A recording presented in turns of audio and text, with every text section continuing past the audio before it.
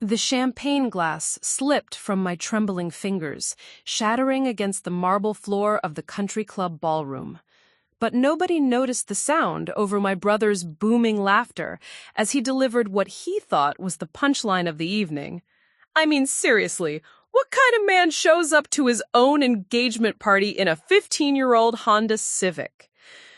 What they didn't know, what none of them could have possibly imagined, was that in exactly 17 minutes, 3 men in black suits would walk through those mahogany doors and change everything my family thought they knew about the quiet, unassuming man I was about to marry. Before we jump back in, tell us where you're tuning in from, and if this story touches you, make sure you're subscribed, because tomorrow I've saved something extra special for you. The afternoon sun streamed through the floor-to-ceiling windows of the Magnolia Hills Country Club, casting golden rays across the meticulously arranged tables that my mother, Patricia Wellington, had spent weeks perfecting. Every detail had been orchestrated with the precision of a military operation, from the ivory silk table runners to the crystal centerpieces filled with white orchids that probably cost more than most people's monthly rent. I stood near the entrance, smoothing down my emerald green dress for the 100th time, watching as my family's social circle filtered into what was supposed to be the happiest day of my life. The engagement party had been my mother's idea, of course. In the Wellington family, major life events weren't celebrated, they were performed for an audience of Dallas's most influential families. "Sarah, darling, you look absolutely radiant," gushed Mrs. Catherine Pemberton, the wife of a prominent real estate developer, as she air-kissed my cheeks with the kind of enthusiasm that never quite reached her eyes. "Where is this mysterious fiancé of yours? I am simply dying to meet the man who captured our little Sarah's heart." Before I could answer, my mother appeared at my elbow with the fluid grace she'd perfected through decades of hosting charity galas and political fundraisers. Patricia Wellington was 62 years old and had never met a social situation she couldn't dominate through sheer force of personality and an impeccable sense of style. "Marcus should be here any moment," she said, her smile bright enough to power the building's chandelier. "He's working late again. You know how dedicated he is to his job." The slight pause before the word job was barely perceptible, but I caught it. I'd been catching those pauses for the past 8 months since I'd introduced Marcus Thompson to my family. The careful ways they asked about his work situation, the polite inquiries about his career prospects, the gentle suggestions that perhaps I was settling for someone who didn't match my potential. Marcus worked as a maintenance supervisor at Riverside Industrial Complex, a sprawling facility on the outskirts of Dallas that housed various manufacturing and storage operations. It was honest work, steady work, but it wasn't the kind of career that impressed people who measured success by country club memberships and stock portfolios. My father, Robert Wellington, owned Wellington and Associates, one of the most successful commercial real estate firms in Texas. My brother Jake was a corporate lawyer who specialized in mergers and acquisitions for Fortune 500 companies. And my sister Emily had married a cardiovascular surgeon and spent her days organizing charity events and managing their family's investment portfolio. And then there was me, Sarah Wellington, 28 years old, with a master's degree in social work and a job at the Dallas Children's Advocacy Center that I loved, but that paid roughly a quarter of what my siblings earned. I was the family's gentle disappointment, the daughter who'd chosen passion over profit, purpose over prestige, which made my choice in men all the more concerning to them. "Sarah, we need to talk about the seating arrangements," Emily said, appearing beside me in a cloud of expensive perfume and barely contained anxiety. At 32, my sister had perfected the art of looking effortlessly elegant while managing multiple crises simultaneously. Today she wore a navy blue designer dress that probably cost more than Marcus made in 2 months. What about them? I asked, though I suspected I already knew where this conversation was heading. Well, I've placed Marcus next to Uncle Harold and Aunt Beverly. She paused, studying my face for a reaction. Harold has been asking about Marcus's background, and I thought it might be good for them to chat. You know how Uncle Harold is with his business stories. Uncle Harold owns a chain of successful automotive dealerships across Texas and had never met a conversation he couldn't turn into a lecture about entrepreneurship and market dynamics. The idea of him cornering Marcus for an hour of unsolicited career advice made my stomach clench. Emily, Marcus doesn't need Uncle Harold's business wisdom, I said, trying to keep my voice level. He's perfectly happy with his career. Of course he is, she replied quickly.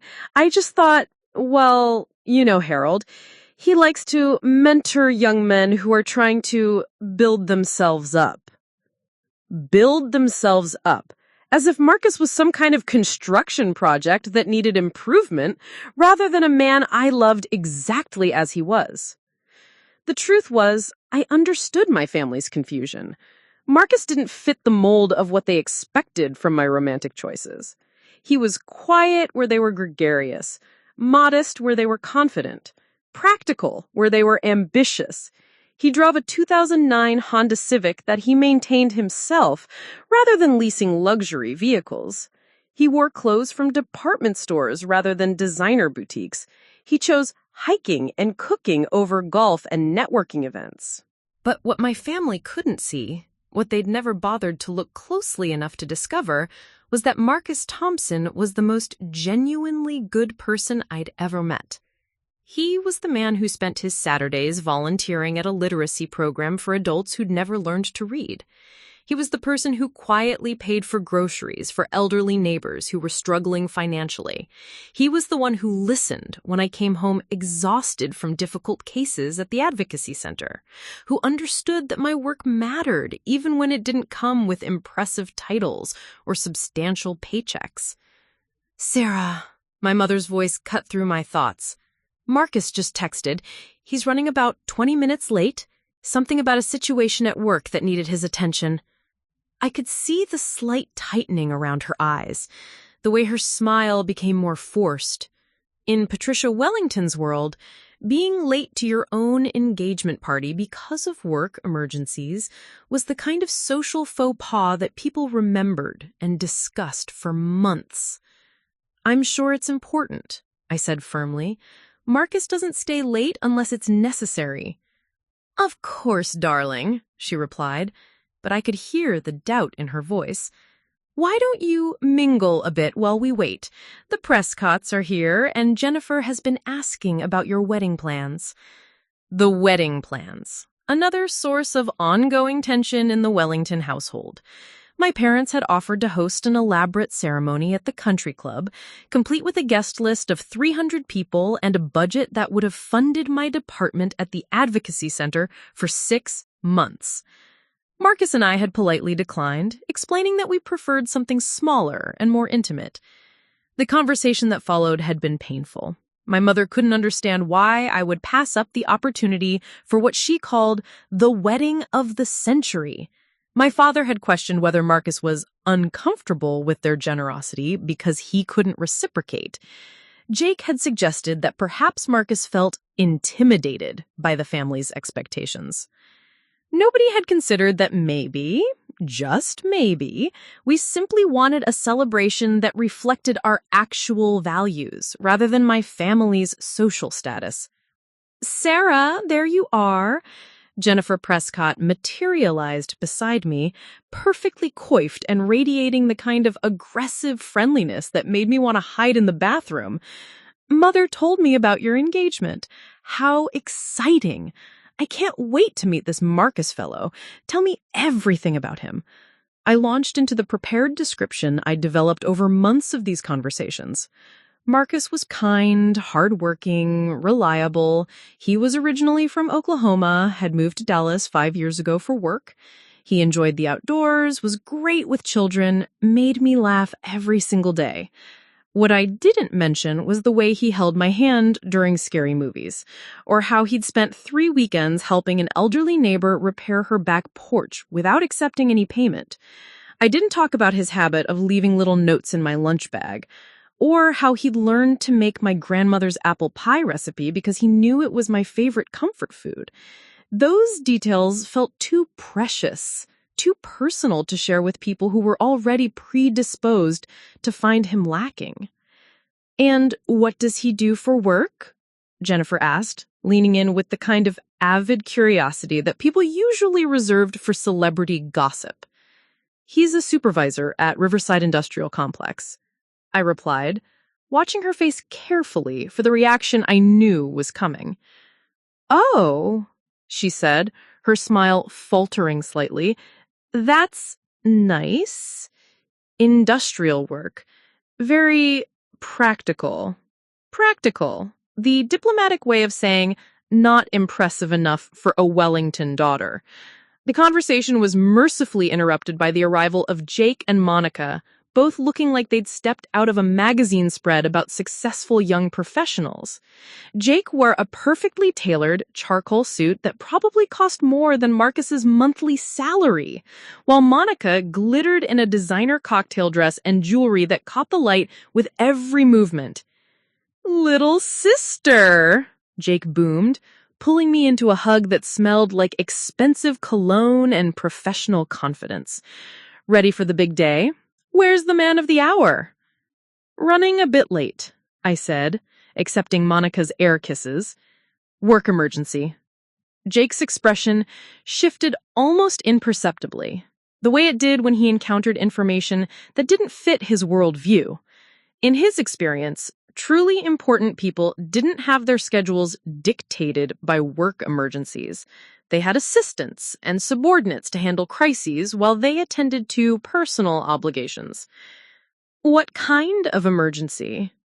Monica asked, her tone carefully neutral. "Nothing serious, I hope?" "I'm not sure of the details," I admitted. "Something that required his immediate attention." Jake nodded thoughtfully, but I could see the wheels turning behind his eyes. He was probably cataloging this incident as further evidence that Marcus's job was the kind that came with unpredictable demands and insufficient authority to delegate responsibilities. In Jake's world, supervisors who couldn't leave work for personal events were supervisors who hadn't achieved real professional success. "Well, I'm sure it's nothing that can't wait," he said, diplomatically. "These blue-collar jobs can be pretty demanding. Lots of hands-on problem-solving required." Blue-collar. Another careful euphemism for not our social class. The next hour passed in a blur of polite conversations and pointed questions about Marcus's absence.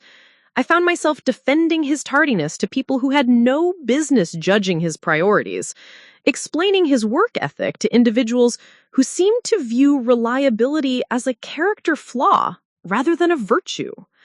By the time Marcus finally walked through the country club doors at 7:23 p.m., I was emotionally exhausted from playing diplomatic defense. But when I saw him scanning the crowd with those warm brown eyes, searching for my face among the sea of designer outfits and practiced smiles, I felt the familiar flutter of happiness that reminded me why I'd fallen in love with him in the first place. He looked exactly like himself. No attempt to dress up for my family's expectations, no apologies for being who he was. He wore his best khaki slacks and a navy blue button-down shirt that brought out his eyes. His dark hair was slightly mussed from what had probably been a long day of problem-solving, and there was a small stain on his sleeve that he'd tried unsuccessfully to scrub away. He was perfect. He was mine. And he was about to walk into a room full of people who had already decided he wasn't good enough for me. What none of us knew, what I couldn't have possibly imagined as I watched him approach with that familiar, slightly nervous smile, was that everything my family thought they understood about Marcus Thompson was about to be turned completely upside down. But that revelation was still 17 minutes away. For now, I just had to get through the introductions, the polite interrogations, and the carefully veiled assessments that would determine whether Dallas's social elite would accept my choice or spend the next year whispering about poor Sarah Wellington and her unfortunate romantic decisions. I took a deep breath, straightened my shoulders, and walked toward the man I loved, ready to face whatever judgment my family's world had prepared for both of us. Preparing and narrating this story took us a lot of time, so if you are enjoying it, subscribe to our channel. It means a lot to us. Now back to the story. Marcus made his way through the crowd with the careful politeness of someone who knew he was being watched and evaluated.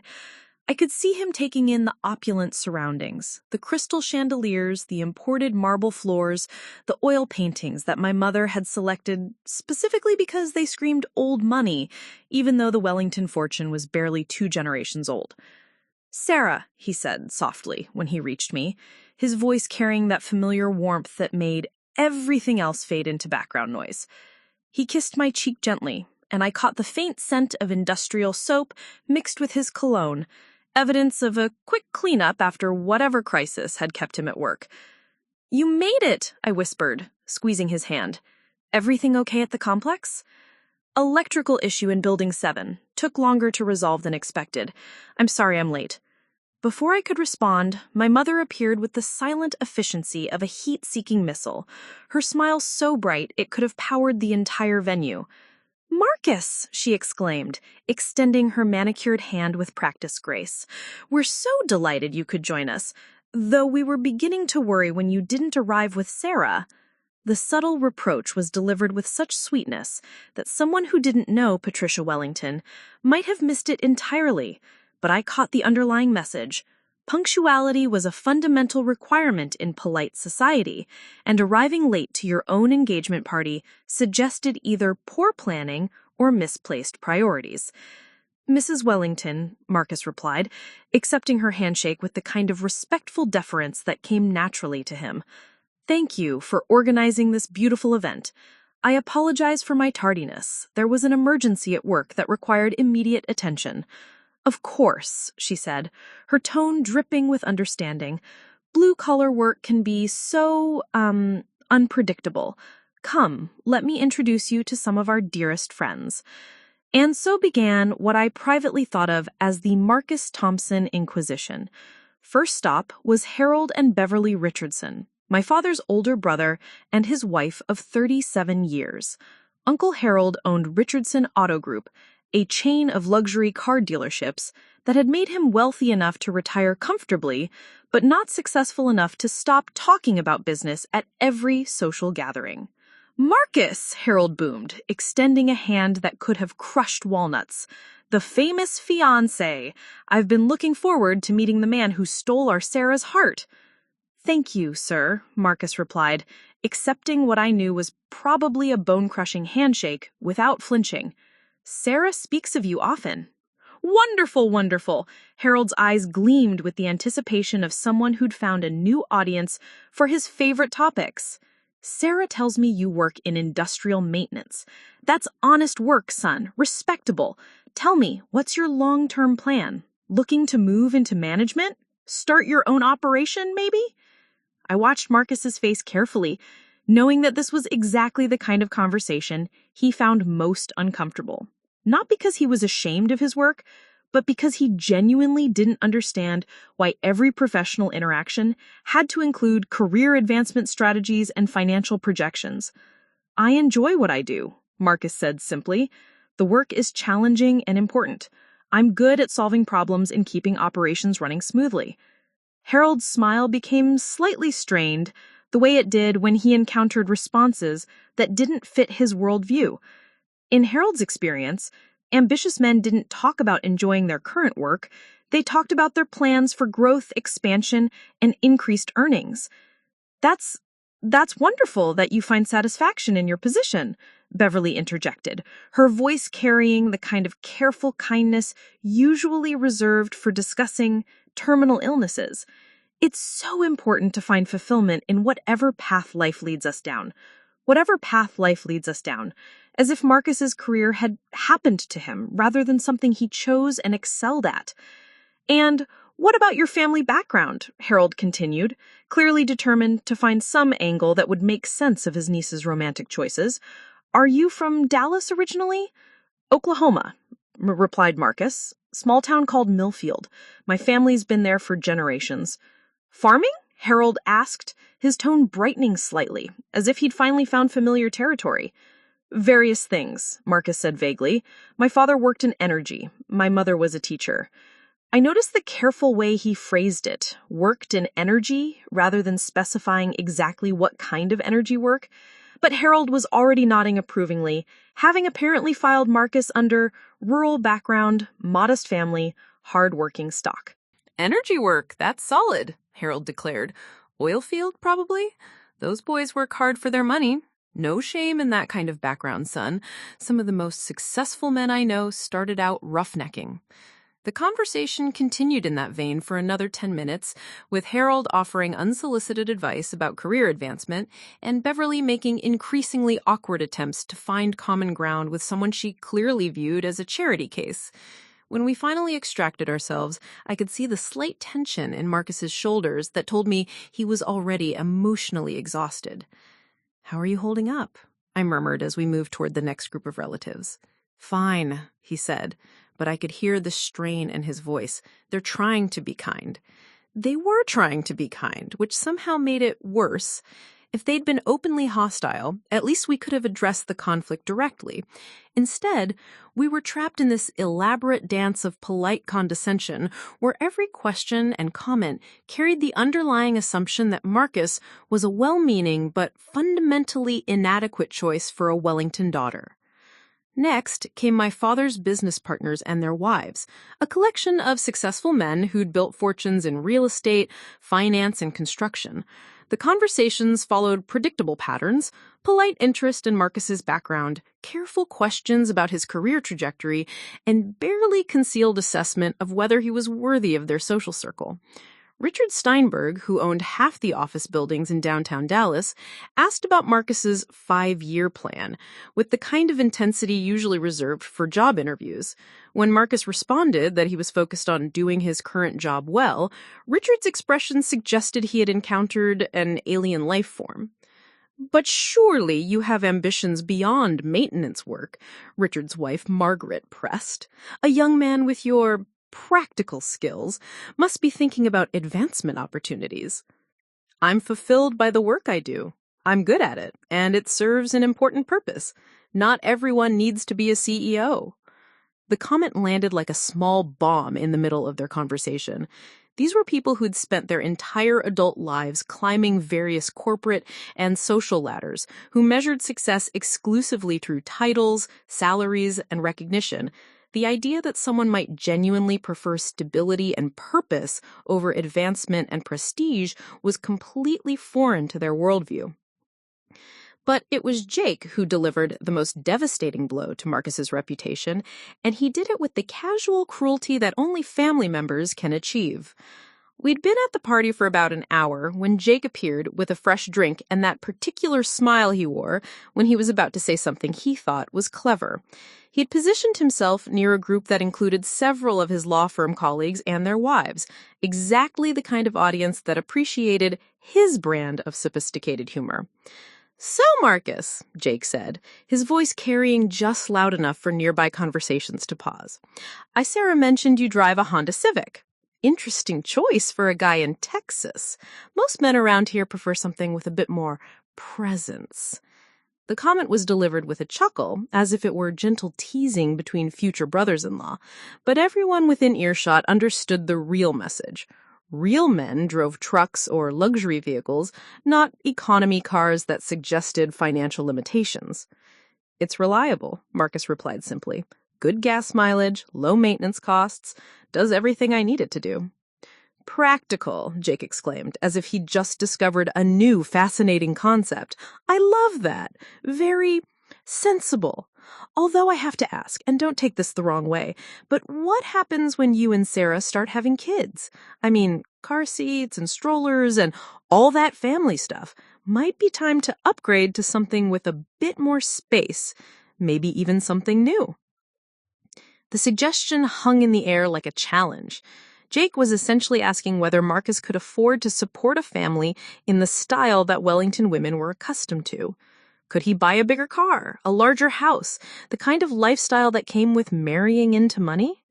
"We'll figure it out when the time comes," Marcus said, but I could see the slight flush creeping up his neck that told me Jake's comments were hitting their mark. "Of course you will," Jake said, magnanimously. "I'm sure Sarah's salary helps with the household budget. 2 incomes, very modern approach. Though I guess with her working at the advocacy center, you're probably the primary breadwinner. That's a lot of responsibility for a young man." Primary breadwinner.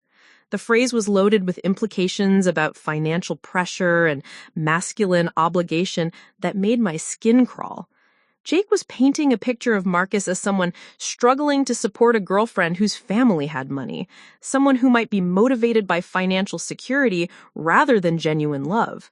"Jake," I said sharply, but he was already moving on to his next conversational target. "Mom mentioned you two are planning a small wedding, very intimate. Budget conscious. Smart approach, really. Why spend a fortune on one day when you could put that money toward practical things like a house down payment or emergency savings?" Budget conscious. The diplomatic way of saying, can't afford anything better. I watched Marcus's face during this exchange, seeing the careful control he was exercising to maintain his composure. He wasn't angry. Marcus rarely got angry, but he was hurt.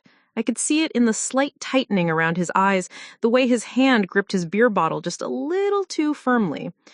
But the worst part was that I could see how the narrative was taking shape in the minds of everyone listening.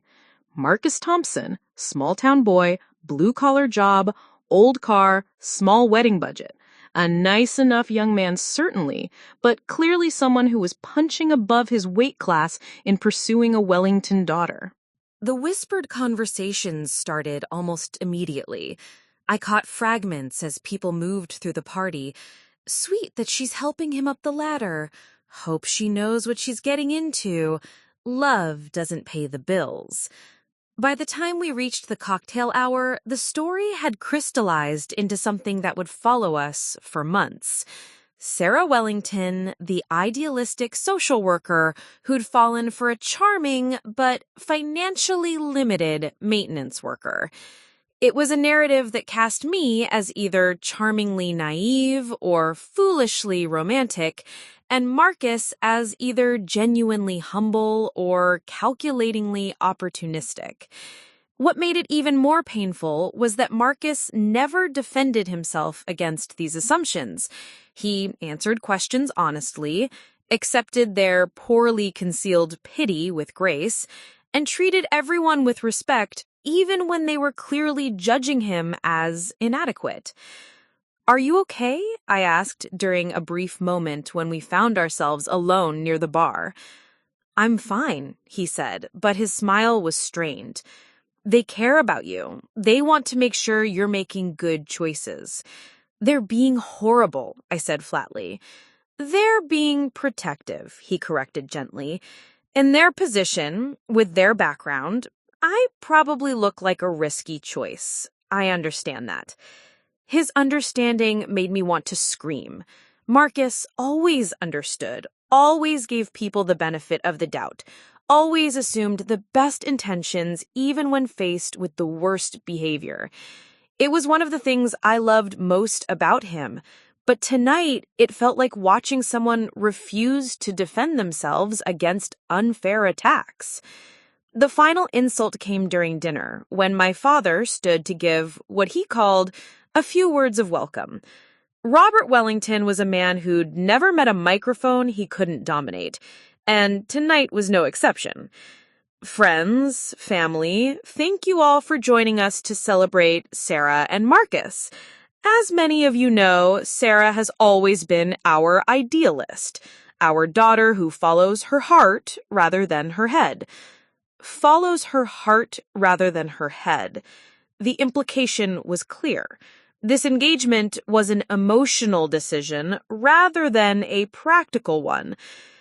"Marcus," he continued, turning toward us with what he knew he thought was a welcoming smile, "we're grateful for the happiness you've brought to our daughter, and we want you to know that you're welcome in our family, regardless of background or circumstances. Regardless of background or circumstances, the qualifying statement that made his acceptance sound like charity rather than genuine welcome. We believe that love can overcome any obstacle, and we're confident that with hard work and determination, you two will build a wonderful life together. The toast was met with polite applause and murmured agreement, but I caught the subtle message underneath the generous words.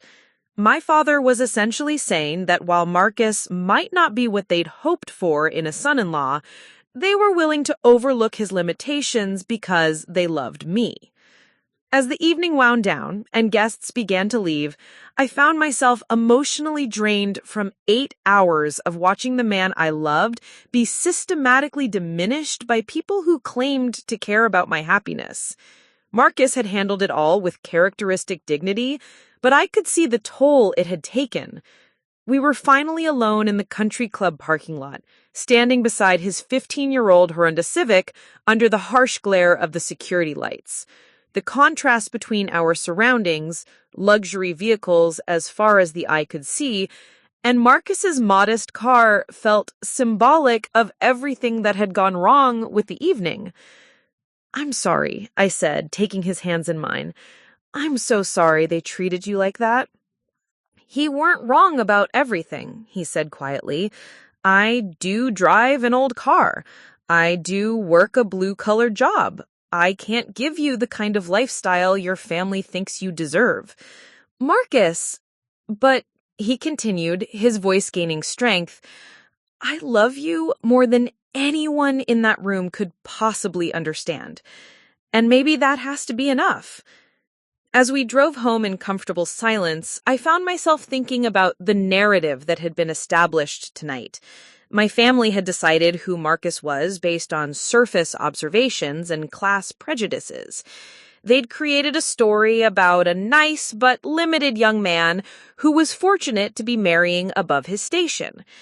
What they didn't know, what none of them could have possibly imagined, was that in exactly 14 days, their carefully constructed assumptions about Marcus Thompson were going to be blown apart in the most spectacular way possible. But tonight, all I could do was hold his hand and promise myself that somehow, some way, I would find a way to make them see him the way I did, not as a charity case or a romantic mistake, but as the most remarkable man I'd ever known. The weeks following our engagement party felt like living in a fishbowl filled with acid. Every family interaction became an opportunity for well-meaning relatives to offer their opinions about my relationship choices, and every opinion carried the same underlying assumption: I was making a romantic but impractical decision that would eventually lead to financial strain and social embarrassment. My mother had taken to calling me 3 times a week with what she euphemistically called wedding planning conversations, though they felt more like intervention sessions designed to help me see reason before it was too late. "Darling, I've been thinking about your registry. Have you considered being practical about your gift choices? I mean, given Marcus's situation, you might want to focus on essentials rather than luxury items." Given Marcus's situation, the phrase that had become family shorthand for "your fiancé is broke." "What kind of essentials are you talking about, Mom?" I asked, though I dreaded the answer. "Well, things that will help you stretch your household budget. A good vacuum cleaner, practical cookware, maybe some home improvement tools that Marcus could use. Nothing too expensive that might make him feel uncomfortable." The suggestion that Marcus would feel uncomfortable receiving expensive gifts because he couldn't afford to reciprocate was particularly galling because it revealed how little my family actually understood about his character. Marcus wasn't proud or insecure about money. He simply lived according to different values than they did. But trying to explain that to my mother was like trying to describe color to someone who'd been blind since birth. She literally couldn't conceive of a worldview that didn't prioritize financial advancement and status accumulation. "I think we can handle our own registry," I said, fighting to keep the irritation out of my voice. "Of course you can, sweetheart. I'm just trying to be helpful. You know, your father and I have been discussing the possibility of giving Marcus a job at Wellington and Associates. Nothing too demanding, maybe something in property management or client services. It would be a significant step up from his current position, and the salary would be much more appropriate for a Wellington son-in-law." The offer was presented as generosity, but I could hear the calculation beneath it. My parents weren't just offering Marcus a job, they were offering him a chance to become acceptable, to transform himself into the kind of man who belonged in their social circle. "Marcus likes his job," I said firmly. "He's good at what he does, and he finds it fulfilling." "I'm sure he does, darling. But surely he'd want to provide better for you and your future children. A man has responsibilities when he marries into a family like ours." Responsibilities. Expectations. The weight of social obligations that Marcus had never asked for and didn't want. The pressure wasn't just coming from my immediate family. The engagement party had apparently sparked conversations throughout their social network. And suddenly everyone had opinions about my romantic choices that they felt compelled to share. At the grocery store, I ran into Mrs. Helen Morrison, a family friend who'd known me since childhood. She cornered me in the produce section with the kind of aggressive sympathy usually reserved for discussing terminal diagnoses. "Sarah, honey," she said, reaching out to squeeze my arm with practiced concern. "I've been thinking about you so much since your party.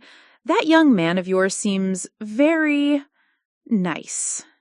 Nice. The diplomatic way of saying inadequate but harmless. "Marcus is wonderful," I replied, selecting apples with more concentration than the task required. "He's wonderful, dear. It's just—" She paused, glancing around, as if checking for eavesdroppers. "Well, your mother mentioned that he works in maintenance. That's honest work, certainly, but have you thought about the practical implications? Marriage is more than romance, you know. There are financial considerations, social expectations." "We're very happy together," I said, hoping to end the conversation before it could gain momentum. "Of course you are. Young love is beautiful. But happiness doesn't pay for private school tuition or country club memberships. Have you considered what kind of life you'll be able to provide for your children?" The assumption that Marcus couldn't provide adequately for a family was so deeply infuriating because it was based entirely on surface observations. Mrs. Morrison knew nothing about Marcus's actual financial situation, his work ethic, or his values. She was simply applying class-based stereotypes and treating them as facts. "We'll be fine," I said, moving toward the checkout line with Mrs. Morrison trailing behind like a persistent mosquito. "I'm sure you will, dear. It's just that sometimes when we're in love, we don't think clearly about practical matters. Your parents are worried, you know. They want what's best for you." What's best for me, according to my family's social circle, was apparently a husband with an impressive job title, expensive car, and the kind of ambition that would eventually translate into country club memberships and vacation homes. The fact that Marcus possessed qualities like integrity, kindness, and emotional intelligence didn't factor into their calculations. The most painful conversations were the ones with my sister Emily, who approached the topic of my engagement with the kind of gentle concern usually reserved for discussing mental health issues. "Sarah," she said during one of our weekly coffee dates, "I want you to know that I support your happiness. If Marcus makes you happy, then I'm happy for you." The qualification was always there. If he makes you happy, as if my happiness was somehow separate from the practical realities of our relationship. "But I'm also your big sister, and I feel responsible for making sure you've thought this through completely. Have you and Marcus discussed your long-term financial goals?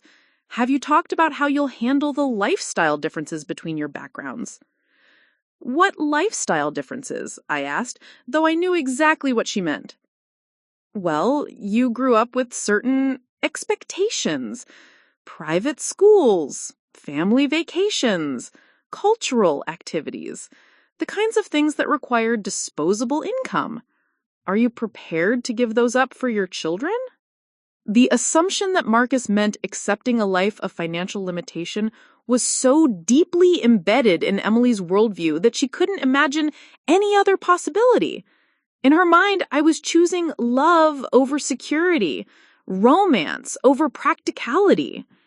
Emily, I said carefully, you're making assumptions about Marcus's financial situation that aren't necessarily accurate. I'm not trying to be judgmental, she replied quickly. I'm just being realistic. Maintenance supervisors typically don't earn six-figure salaries. There's no shame in that, but there are practical implications for the kind of family life you'll be able to afford. The conversation continued in circles, with Emily expressing concern about my financial future and me defending Marcus's character and work ethic. What frustrated me most was that Emily genuinely believed she was being helpful, that her warnings about financial hardship were motivated by sisterly love rather than class prejudice. But the worst incident happened 3 weeks after the engagement party, during what was supposed to be a casual family dinner at my parents' house. Marcus and I had a ride together, and I'd noticed the slight tension in his shoulders that told me he was preparing himself for another evening of polite interrogation. My family had developed a pattern of asking him questions that seemed friendly on the surface, but were actually designed to highlight his perceived inadequacies. This particular evening, the conversation turned to real estate when my father mentioned a property he was showing to a client the following week. "Beautiful house in Highland Park," Dad said, settling back in his chair with the satisfied expression of someone discussing a successful deal. 4 bedrooms, 3.5 baths, gourmet kitchen. Listed at $800,000, but it'll probably go for closer to $9. $900,000? Jake whistled appreciatively. That's serious money. Must be nice to shop in that price range. The clients are tech executives, Dad continued. Young couple, probably your age, Sarah, both pulling down substantial salaries in the software industry. Smart kids who understand the importance of investing in real estate while the market's favorable. I could see where the conversation was heading, and I felt my stomach clenched with anticipatory dread. "Speaking of real estate," my mother said with the kind of casual precision that suggested careful planning, "have you and Marcus started looking at houses yet? I know you're both renting now, but surely you're thinking about building equity instead of throwing money away on rent." The question was directed at me, but everyone's attention focused on Marcus, who was carefully cutting his steak with the kind of concentration that suggested he was buying time to formulate his response. "We've talked about it," Marcus said diplomatically. "Right now, we're focused on saving for the wedding and getting our finances organized." "Smart approach," Uncle Harold chimed in, having appointed himself as Marcus's unofficial financial advisor. "Important to have a solid down payment before you start shopping. What kind of price range are you considering? Something in the $150,000 to $200,000 range probably makes sense on your combined incomes." $150,000 to $200,000? In Highland Park? That might buy a storage shed. "We haven't set a specific budget yet," Marcus replied, his voice carefully neutral. "Course not," Harold continued, warming to his favorite topic. "Smart to be conservative until you see how the marriage affects your household cash flow. Might want to start looking in some of the up-and-coming neighborhoods, places where young couples can get a starter home and build some equity." Starter home? Up-and-coming neighborhoods?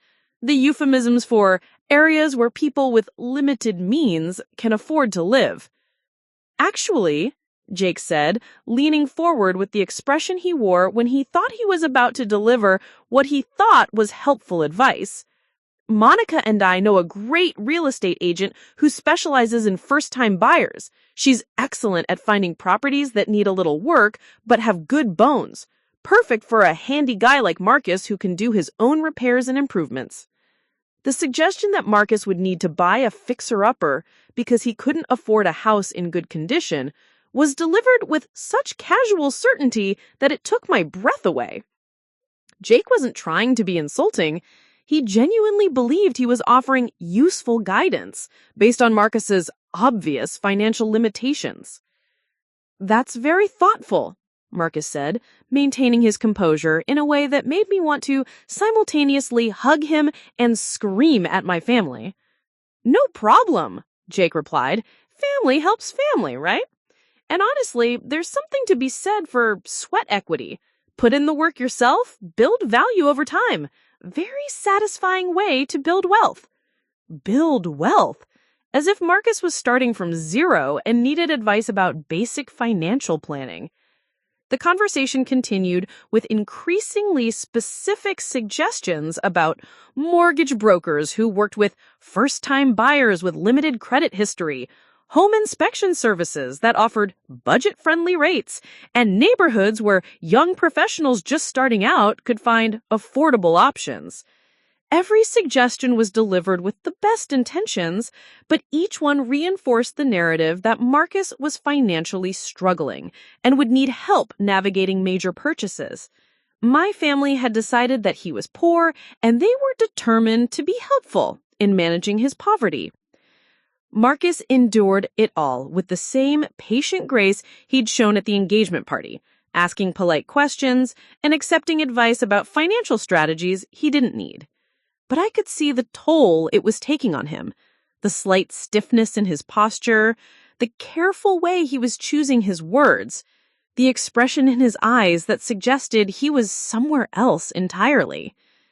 During dessert, my mother delivered what she probably thought was the evening's kindest gesture. "Marcus," she said, her voice carrying the warmth she used when delivering good news, "Robert and I have been talking, and we want you to know that we're prepared to help with the down payment on your first house. Consider it an early wedding gift." The offer was met with appreciative murmurs from around the table, as if my parents had just solved all of our financial problems with their generosity. "That's very generous, Mrs. Wellington," Marcus replied carefully, "but we couldn't accept such a significant gift." "Nonsense," my father said, waving away Marcus's objection. "Family takes care of family. We want to make sure Sarah has the security she deserves, and we understand that might require some assistance during the early years of your marriage." Assistance during the early years, the diplomatic way of saying help until Marcus figures out how to earn enough money to support a Wellington daughter. "Really?"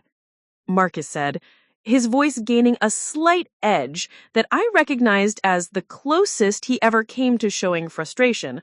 "We appreciate the offer, but we'll be fine on our own." "Pride," Uncle Harold declared, nodding approvingly. "Good quality in a young man, but sometimes pride has to take a back seat to practicality. Nobody builds wealth by refusing help when it's offered." And there it was. The assumption that Marcus's reluctance to accept charity was misplaced pride rather than the simple fact that he didn't need their money. As we drove home that night, Marcus was quieter than usual, staring out the window at the Dallas skyline with an expression I couldn't quite read. "Penny for your thoughts?" I said, reaching over to squeeze his hand. "Your family means well," he said finally. But what? "But sometimes I wonder what they see when they look at me. Not who I actually am, but what they think I represent." "What do you mean?" He was quiet for a long moment, and when he spoke, his voice was thoughtful rather than angry. "They see someone who needs their help, their guidance, their financial assistance. They see a project that needs to be improved, a problem that needs to be solved. They don't see..." He paused, searching for the right words. They don't see what? They don't see someone who's capable of taking care of himself, or taking care of you. The sadness in his voice broke something inside me. Marcus wasn't hurt by their financial assumptions. He was hurt by their complete inability to see him as anything other than a charity case. I see you, I said fiercely. I see exactly who you are. I know you do, he replied, squeezing my hand.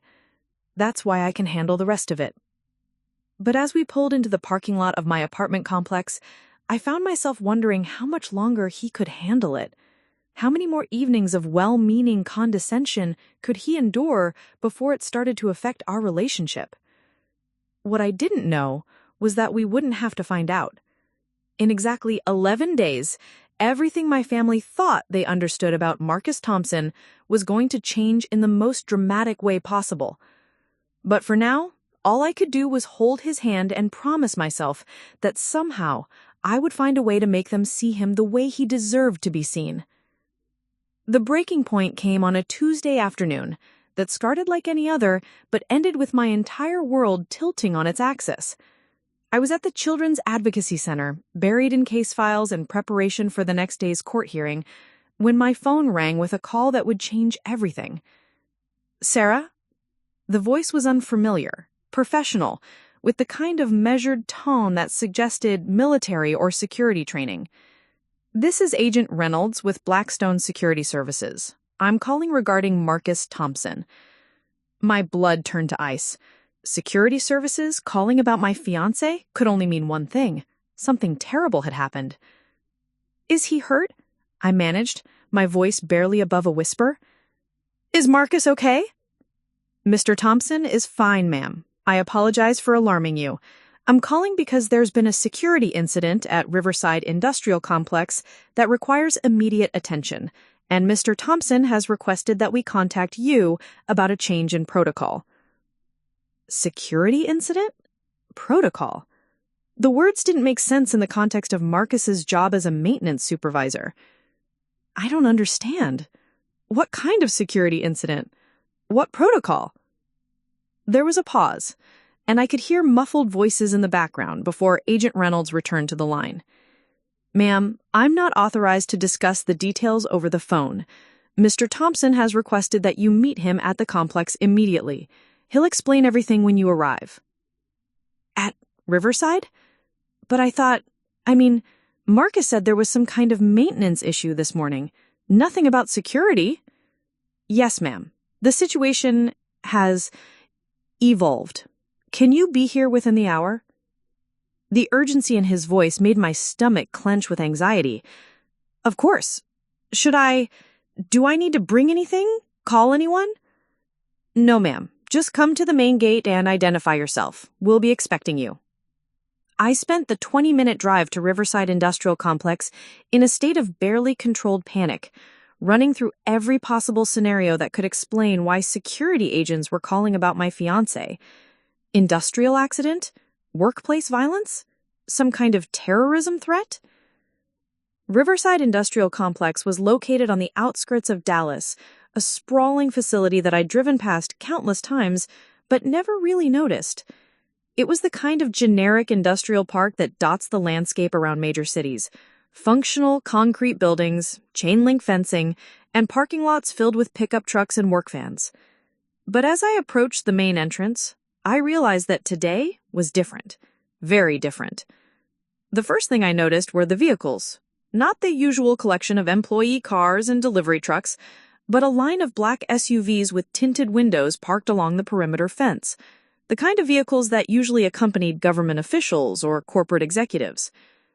The second thing I noticed was the security presence.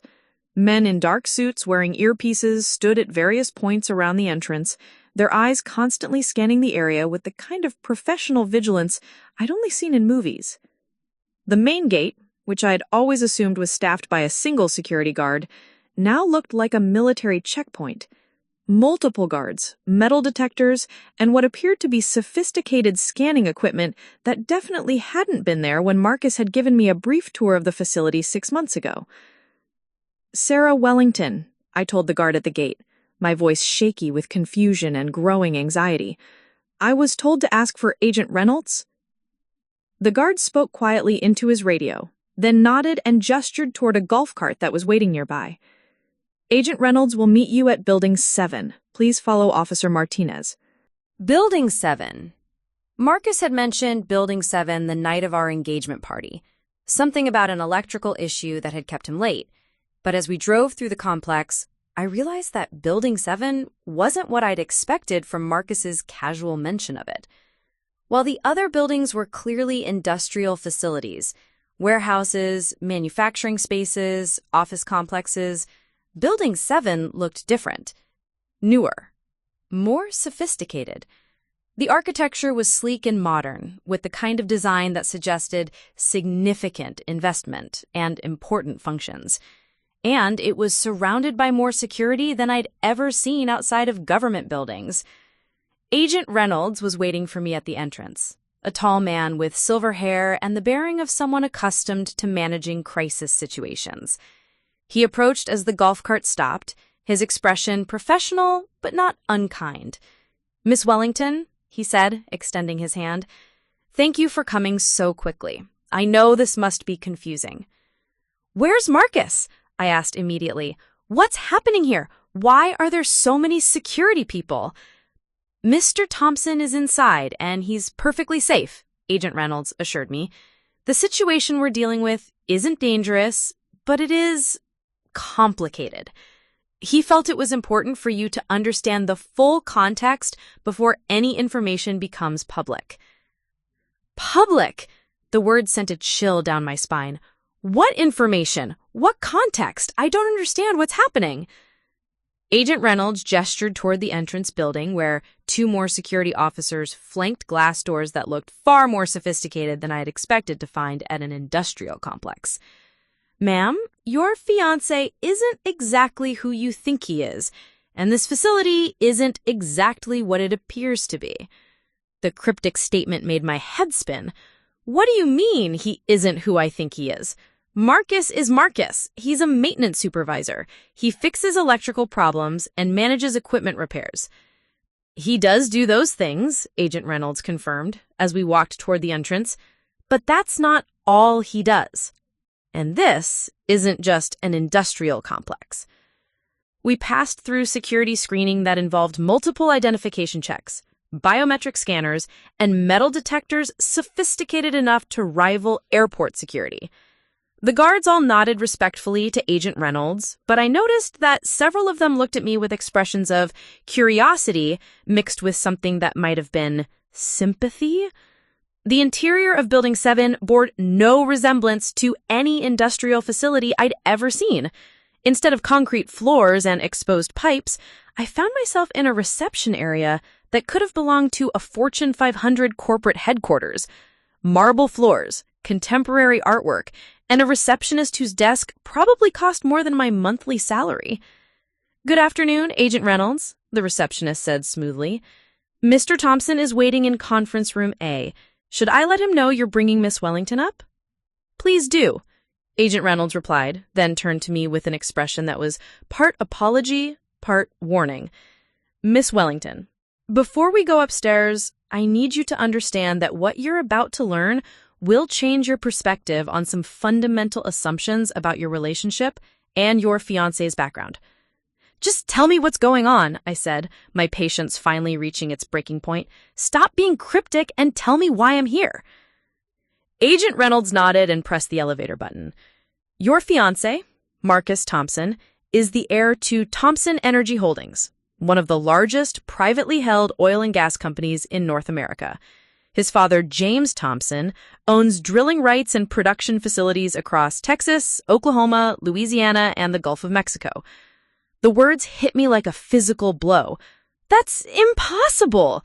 Marcus works maintenance. He drives a Honda Civic. He lives in a modest apartment. "Yes, he does all of those things," Agent Reynolds confirmed as we walked toward the entrance. "But that's choice. Mr. Thompson has been working under an assumed identity for the past 5 years as part of a comprehensive security protocol designed to protect him from kidnapping, extortion, and other threats that commonly target heirs to significant fortunes. The elevator seemed to move in slow motion as my brain struggled to process this information. Marcus, my Marcus, who worried about our wedding budget and accepted my family's charity offers with embarrassed gratitude, was secretly the heir to an oil fortune? How much money are we talking about? I asked, though I wasn't sure I wanted to know the answer. Thomson Energy Holdings is valued at approximately $3.7 billion, Agent Reynolds said, matter-of-factly. Marcus will inherit controlling interest when his father retires, which is scheduled to happen within the next 6 months. $3.7 billion? The number was so large, it didn't even feel real. But why the secrecy? Why pretend to be poor? Agent Reynolds finished gently. Because wealth at that level comes with risks that most people can't imagine. Kidnapping attempts, extortion schemes, romantic partners who are motivated by financial gain rather than genuine affection. Mr. Thompson wanted to build a normal life with someone who loved him for who he was, not what he was worth. The elevator doors opened to reveal a hallway that looked like it belonged in a corporate boardroom rather than an industrial complex. Conference rooms with glass walls, original artwork, and carpet that probably cost more per square foot than my monthly rent. The security incident we mentioned, Agent Reynolds continued, as we walked down the hallway, involves a credible threat against Mr. Thompson that was discovered this morning. Someone has been investigating his identity, and we believe they may be planning either a kidnapping attempt or an extortion scheme targeting his family. We stopped outside a conference room where I could see Marcus through the glass wall, sitting at a polished table and talking to several men in expensive suits. Even from a distance, I could see the tension in his shoulders, the way he was holding himself like someone carrying an enormous weight. The threat level has reached a point where maintaining his cover identity is no longer safe, Agent Reynolds explained, which means that his real identity will become public knowledge within the next few days. Marcus looked up and saw me through the glass, and for a moment his carefully controlled expression cracked to reveal something that looked like anguish. He stood immediately and walked toward the door, and I could see that he was bracing himself for a conversation he'd probably been dreading for months. "Sarah," he said as he opened the conference room door, his voice carrying a weight I'd never heard before. "I'm so sorry. I wanted to tell you for so long, but what?" I asked, though I was still struggling to make sense of everything I'd just learned. "But I was terrified that it would change everything between us," he said simply. "I was afraid that knowing about the money would change how you saw me, how you felt about me." I stared at this man I thought I knew completely, this man who'd let my family treat him like a charity case, while secretly being worth more money than they could spend in several lifetimes. The man who'd accepted their condescending advice about starter homes while probably owning property they couldn't afford to visit. "How long have you been lying to me?" I asked, and the hurt in my voice was sharp enough to make him flinch. "I never lied to you about anything that mattered," he said desperately. "I never lied about my feelings, my values, who I am as a person. The money isn't who I am, Sarah. It's just something I inherited." "Just something you inherited," I repeated, the words tasting bitter in my mouth. $3.7 billion is just something you inherited. One of the men in suits cleared his throat diplomatically. "Perhaps we should give you some privacy for this conversation," he suggested, gathering papers from the conference table. "No," I said sharply. "Don't leave on my account. I'm apparently the only person in this room who didn't know who my fiancé really was." The accusation hung in the air like a challenge, and I could see Marcus struggling to find words that would somehow explain 5 years of carefully maintained deception. "Sarah, please," he said, "let me explain. Let me tell you why I did this, why I thought it was necessary." "Oh, I think I understand perfectly," I said, my voice gaining strength as the shock began to give way to anger. "You wanted to make sure I wasn't a gold digger. You wanted to test whether I'd love you for yourself rather than your money. How convenient that you got to play at being poor while I defended your honor to my family for months. That's not what this was about, Marcus said. But I could see in his eyes that my accusation had hit close to the mark. Wasn't it? I asked. Wasn't this whole thing just an elaborate test to see if I was worthy of your trust? While my family treated you like a charity case, you were secretly rich enough to buy and sell all of us. The conference room fell silent except for the quiet hum of air conditioning and the distant sound of traffic from the industrial complex outside. Marcus looked like he was watching everything he cared about slip away from him, and the men in suits looked like they wanted to be anywhere else in the world. Ms. Wellington, Agent Reynolds said carefully, perhaps it would help to understand the security concerns that necessitated these precautions. Security concerns, right. Because being honest with the woman you're planning to marry is such a dangerous thing to do. But even as the words left my mouth, I was beginning to realize that my anger, while justified, was only part of what I was feeling. Underneath the hurt and betrayal was something else, a growing understanding of just how dramatically this revelation was going to change everything I thought I knew about my relationship, my family's behavior, and my own life. Marcus Thompson, the man I'd been defending as a humble maintenance worker, was actually one of the wealthiest men in Texas, which meant that every condescending comment my family had made, every offer of financial assistance, every assumption about his inadequacy, had been based on a complete misunderstanding of reality. And in less than a week, when this information became public, my family was going to have to confront the fact that they'd spent months treating a billionaire son like he needed their charity. The irony was almost too perfect to be believed. Almost. The silence in the conference room stretched until it became unbearable. Marcus stood frozen near the doorway, his face pale with the kind of anguish that comes from watching something precious shatter in your hands. The men in suits shuffled papers and checked their phones, clearly uncomfortable with being witnesses to what was essentially the implosion of my engagement. "Sarah," Marcus said, finally, his voice barely above a whisper, "please sit down. Let me explain everything." "Everything," I repeated, the word feeling strange and heavy in my mouth. That's quite a lot of ground to cover, isn't it? 5 years of deception. 5 years of letting me believe you were someone you're not. "I am who you think I am," he said desperately. "The money doesn't change who I am as a person. It doesn't change how I feel about you." "Doesn't it?" I asked, sinking into one of the leather conference chairs because my legs suddenly felt too unsteady to support me. The Marcus I fell in love with was honest.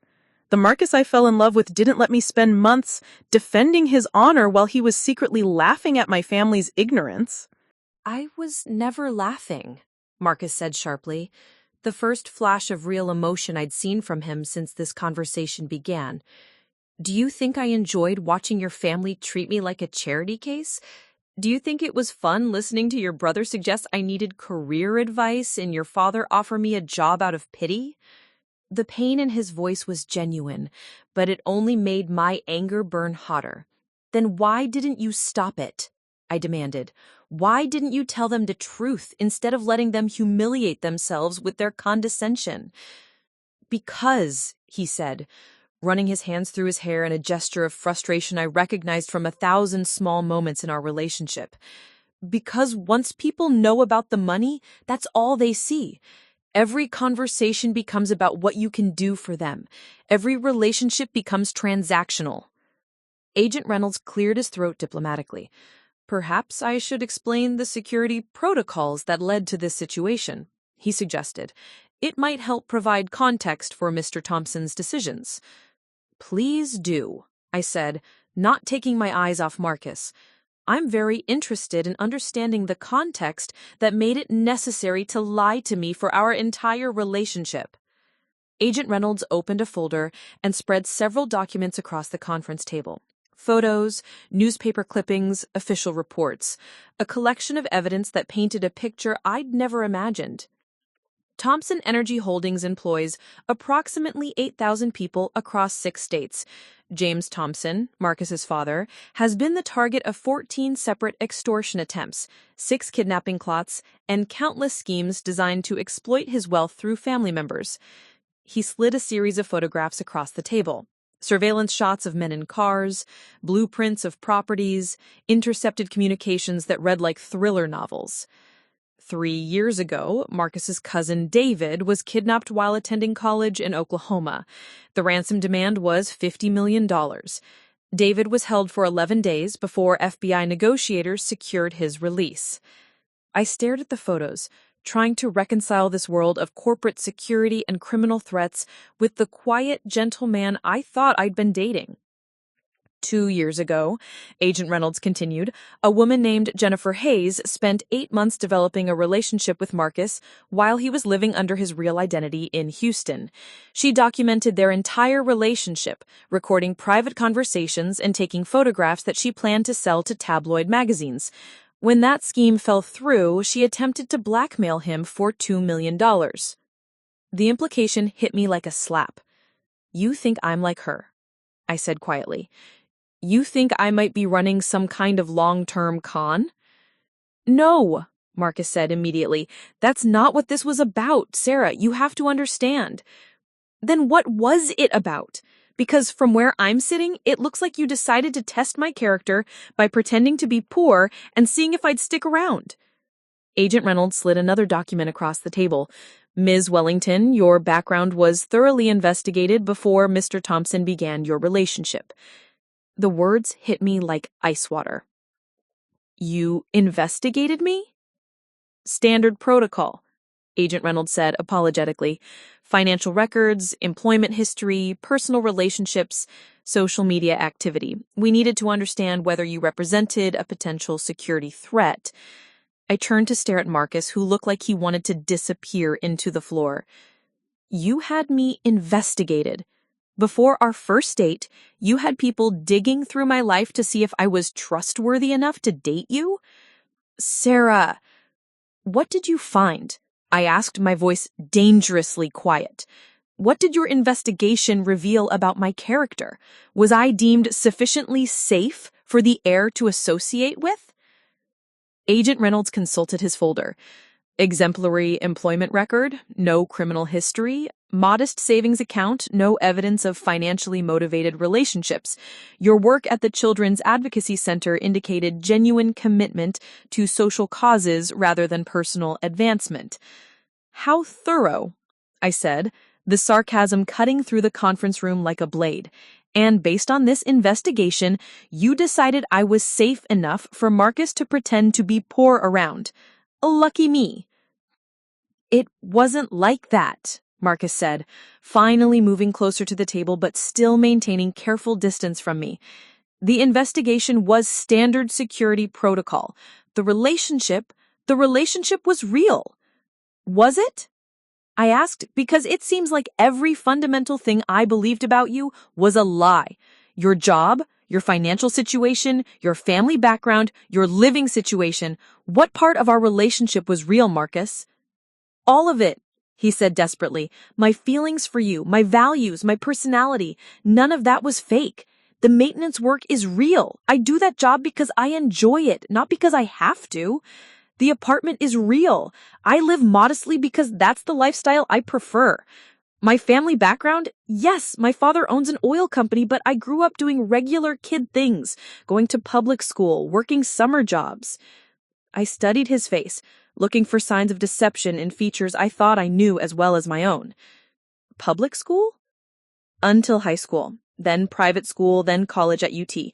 But Sarah, I chose to work at Riverside. I chose to live simply. Those weren't lies, they were choices." Agent Reynolds spread out more documents.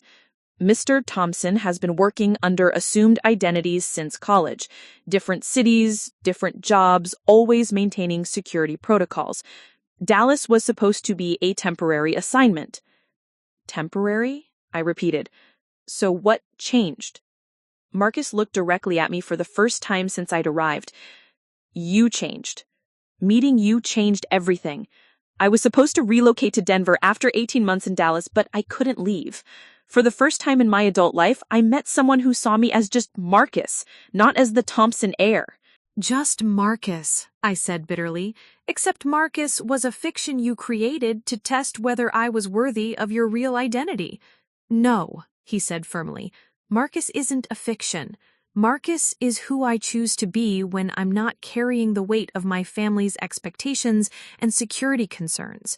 Marcus is who I am when I'm with you. The distinction felt important, but I was still too angry to fully process it. And when were you planning to tell me the truth? After we were married? After we had children? Were you going to let me spend our entire relationship believing I was married to a maintenance worker? Marcus exchanged glances with Agent Reynolds, and I could see a silent communication passing between them. The original plan, Agent Reynolds said carefully, was for Mr. Thompson to reveal his identity after the engagement but before the wedding. We wanted to ensure that your feelings were genuine before introducing the complications that come with his real circumstances. Complications, I said flatly. Security details, media attention, social obligations, family expectations, Agent Reynolds enumerated. Life as the spouse of someone in Mr. Thompson's position is challenging. So this was all a test, I said, the pieces finally clicking into place. You wanted to see if I'd love the poor version of you before you decided whether I could handle the rich version? It started that way, Marcus admitted, and his honesty felt like another blow. But Sarah, within weeks of meeting you, it became something completely different. I wasn't testing you anymore.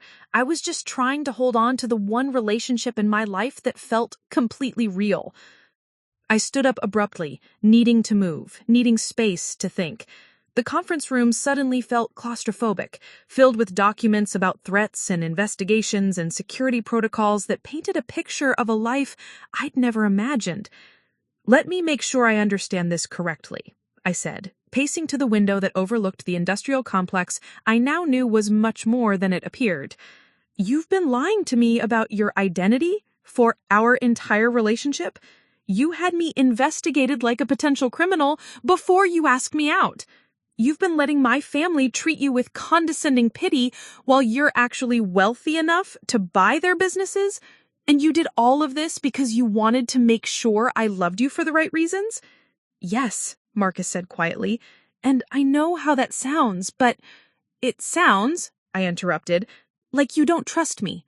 It sounds like you've never trusted me. It sounds like our entire relationship has been built on the assumption that I couldn't handle the truth about who you really are. The accusation hung in the air between us, and I could see Marcus struggling to find words that would somehow make this right. That's not true, he said finally. I do trust you. I trust you more than I've ever trusted anyone. That's why I want to tell you everything now. Now? I said. When you don't have a choice because of some security threat. How convenient. Agent Reynolds cleared his throat again. Miss Wellington, the threat we discovered this morning is quite serious. Someone has been photographing Mr. Thompson, following his routines, documenting his relationship with you. We believe they're planning either a kidnapping attempt or an extortion scheme that would target both of you. The words sent a chill down my spine. Both of us?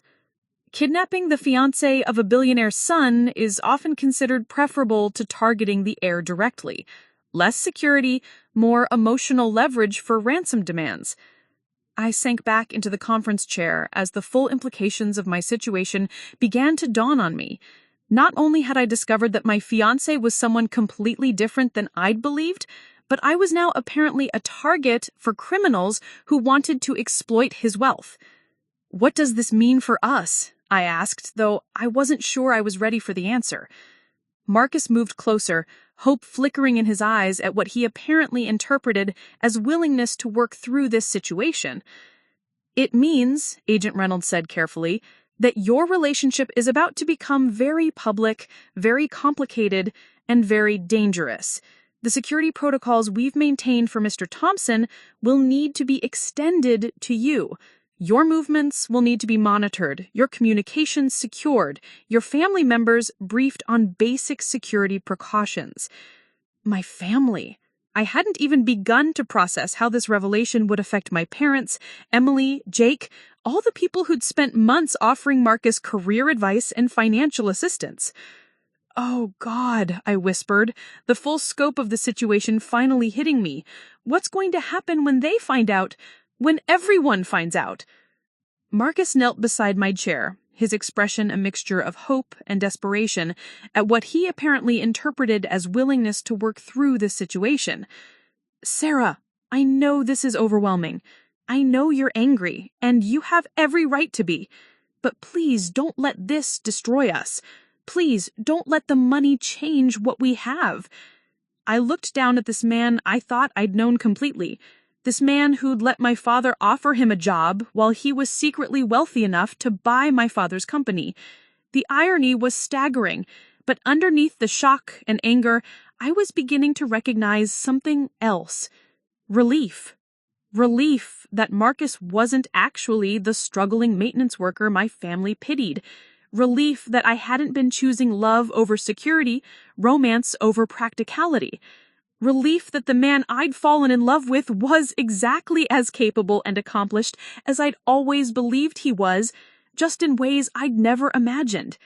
But that relief was tangled up with hurt, betrayal, and the growing realization that my life was about to change in ways I couldn't even begin to comprehend. "I need time," I said finally. "I need time to process this, to understand what it means, to figure out how I feel about everything you've told me." "How much time?" Marcus asked, and I could hear the fear in his voice. "I don't know," I admitted. "But Marcus, if we're going to have any chance of working through this, you have to promise me something. Anything. No more lies. No more security protocols that involve deceiving me. No more investigations or tests or elaborate schemes to protect me from information you think I can't handle. If we're going to be together, we're going to be together honestly, whatever the consequences." Marcus nodded, hope and determination replacing some of the anguish in his expression. "I promise. Complete honesty, starting now." "Good," I said, standing up again and gathering my purse. "Then honestly tell me this. In 4 days, when the security threat forces you to go public with your real identity, what's going to happen to my family when they realize they've been treating a billionaire like he needed their charity?" Marcus's smile was rueful, but genuine. "I think," he said, "that's going to be the most educational conversation they've ever had." I spent the next 3 days in a state of emotional suspension, going through the motions of my normal routine while my brain struggled to reorganize everything I thought I knew about my life.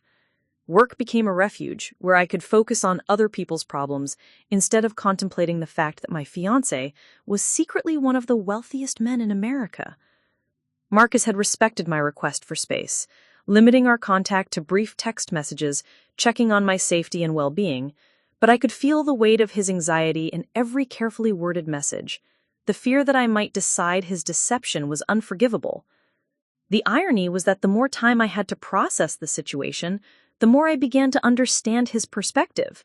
The security briefings Agent Reynolds had provided painted a picture of constant threats, elaborate schemes, and the kind of predatory behavior that made normal relationships nearly impossible for someone in Marcus's position.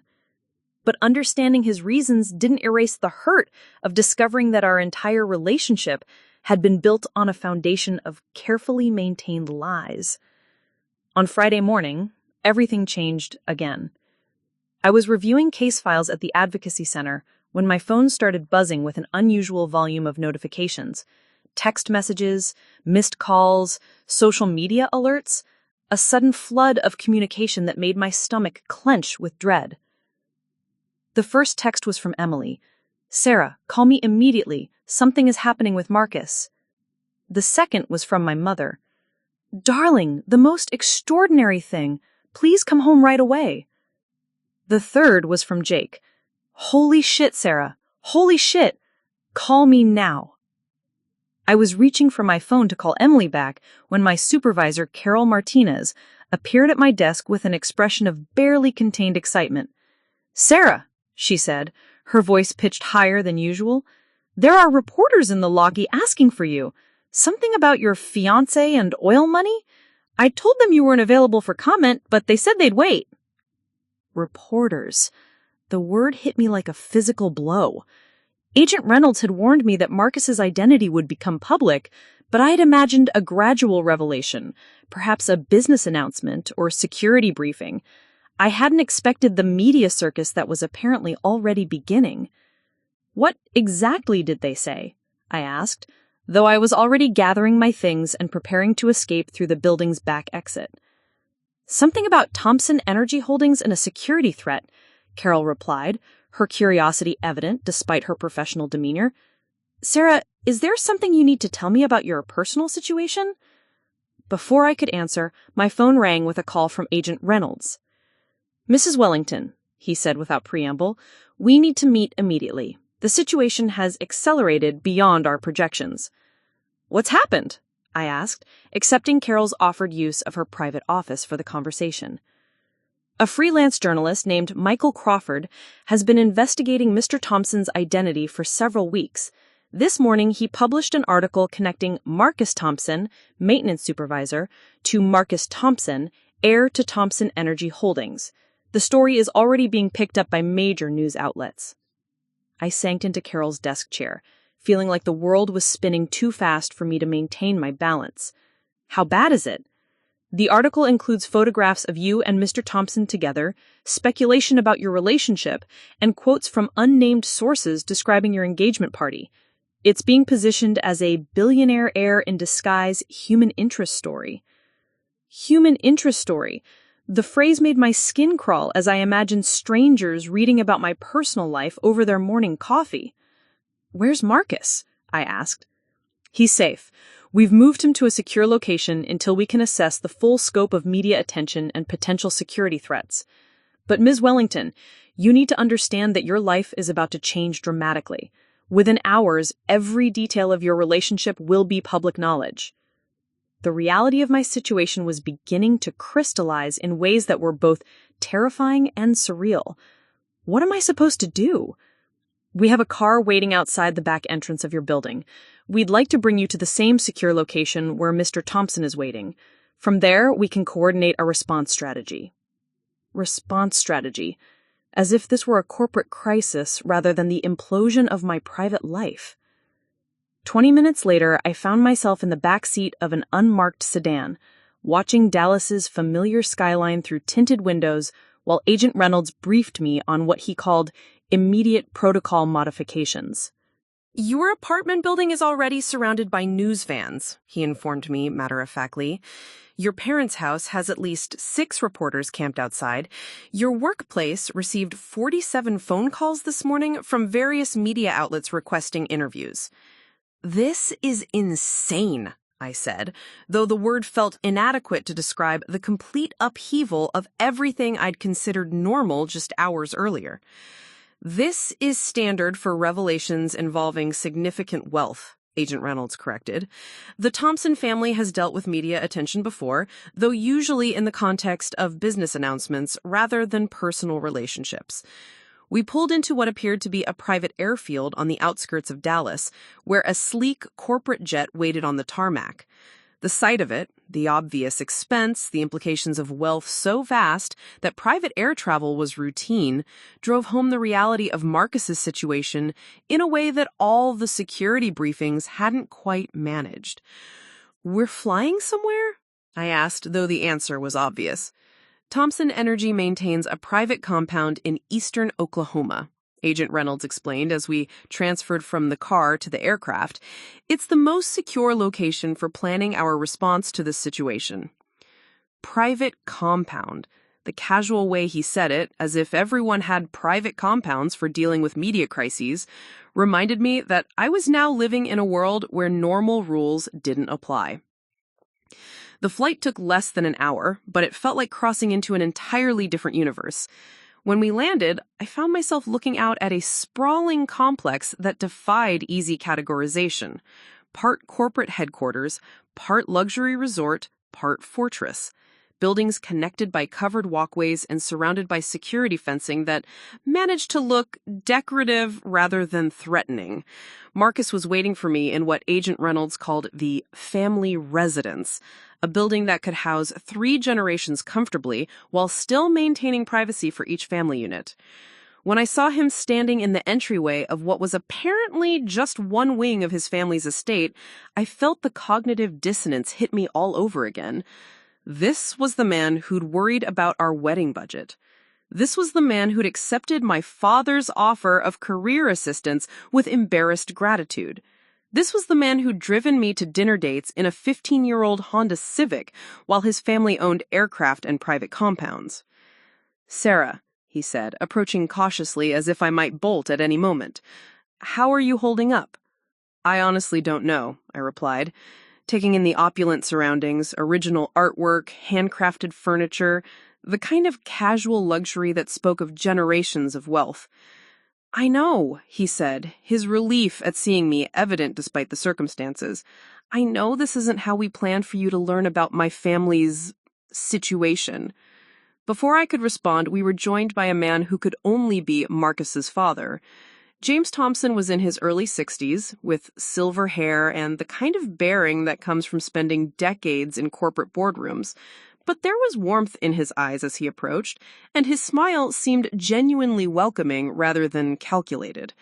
"Sarah," he said, extending his hand with old-fashioned courtesy, "I'm James Thompson. I'm sorry we're meeting under such dramatic circumstances, but I've been looking forward to getting to know the woman who's made my son so happy."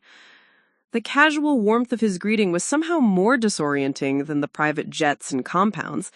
This wasn't the cold corporate titan I'd been imagining, but someone who seemed genuinely pleased to meet his son's fiancé. "Mr. Thompson," I managed, accepting his handshake, "I have to admit I'm still adjusting to all of this." "Please call me James," he said with a chuckle. "And I can only imagine how overwhelming this must be. Marcus has told me how worried he's been about revealing his background. He was terrified that you'd see him differently once you knew about the family business." The family business, the casual way he referred to a multi-billion-dollar empire, made me realize that this level of wealth was so normalized for them that they probably couldn't conceive of how shocking it was for someone from my background. "Why don't we sit down?" James suggested, gesturing toward a living area that was larger than my entire apartment. "I imagine you have questions." As we settled into furniture that probably cost more than my annual salary, I found myself studying Marcus's face for signs of the person I thought I'd known. He looked the same warm brown eyes, same slightly nervous smile, but the context had changed everything. "I do have questions," I admitted, starting with how long you've both been planning to reveal this information. James and Marcus exchanged glances, and I could see a lifetime of communication passing between them. "Originally," James said carefully, "we hoped Marcus could maintain his cover identity indefinitely. The security benefits of anonymity are substantial, and Marcus genuinely enjoys the work he does at Riverside. But," Marcus continued, "meeting you changed those plans. I couldn't imagine marrying you while maintaining such a fundamental deception. We'd been working toward a revelation after our engagement, but before the wedding." "And now?" I asked. "Now," James said with a rueful smile, "we're dealing with a situation that's completely out of our control. The media attention will be intense for several weeks, possibly months. There will be scrutiny of every aspect of your relationship, speculation about your motivations, invasive questions about your background and intentions. The prospect of becoming a public figure overnight was terrifying, but there was something else I needed to understand." "Why didn't you tell me sooner?" I asked Marcus directly. "Not about the security protocols or the media implications, just about who you really are. Why couldn't you trust me with the truth?" Marcus was quiet for a long moment, and when he spoke, his voice carried the weight of experiences I was only beginning to understand. "Because," he said finally, "I've watched money destroy every meaningful relationship I've ever tried to build. College friends who suddenly saw me as a networking opportunity.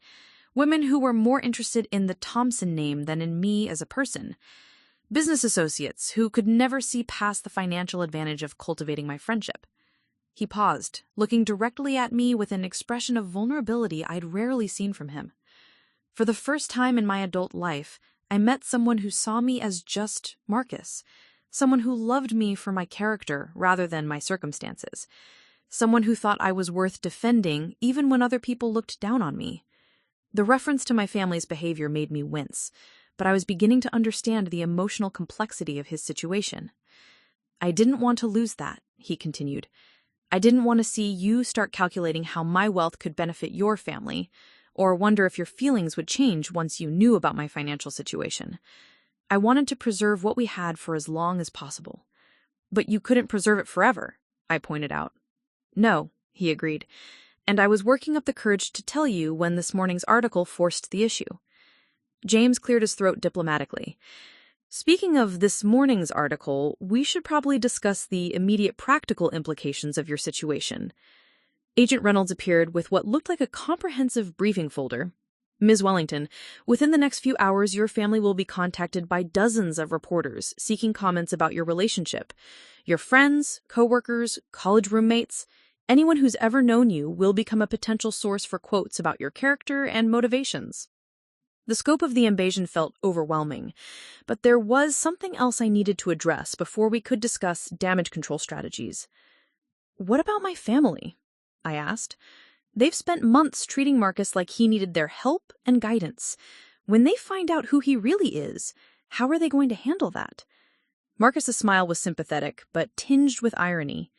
I think, he said gently, that your family is about to learn some very important lessons about making assumptions based on appearances.